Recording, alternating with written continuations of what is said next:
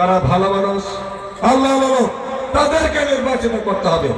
এবারের নির্বাচন হবে মানুষের ভাগ্য গড়া নির্বাচন। এই জন্য দাঁড়িপাল্লা প্রত্যেককে আমাদের ভোট দিতে হবে। আমি আর কথা বাড়াবো না। জামাত যদি ক্ষমতায় যায় তাহলে ওরা যে বলছে বেকার ভাতা দিব, আমরা জাতিকে রিলিফ খাওয়া জাতিতে পরিণত হতে দেব না।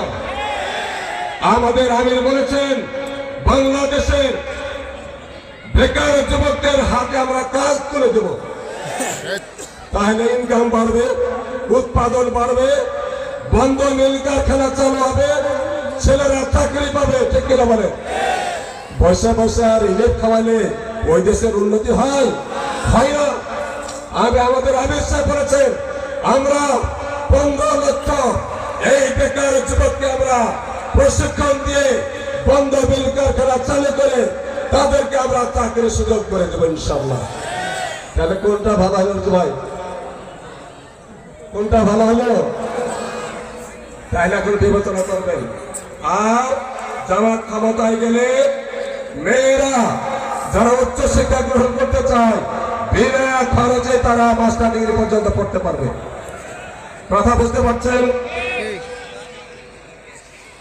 জন্ম শিশু থেকে শুরু করে 5 বছর পর্যন্ত শিশুদের বিনা খরচে চিকিৎসা ফ্রি হবে। 60 বছর থেকে পরবর্তীতে আল্লাহ যাকে যতদিন হায়াত দিয়েছে এই বয়স্ক লোকদের বিনা খরচে ট্রিটমেন্টের ব্যবস্থা করা হবে ইনশাআল্লাহ। বিদেশে যেগুলো হয় সেগুলোই করা হবে। এটা চান কিনা আপনারা? তাহলে যদি এগুলো পেতে হয় তাহলে কোন প্রত্যেককে ভোট দেবেন আবার বলেন আপনারা? কুলপতি পাস করবে, জনতার প্রতি, জনতার প্রতি, ইনসাফের প্রতি, নির্বিচারের প্রতি, চাঁদাবাদ মুক্ত দেশ গড়ার প্রতি, ইনসাফের প্রতি।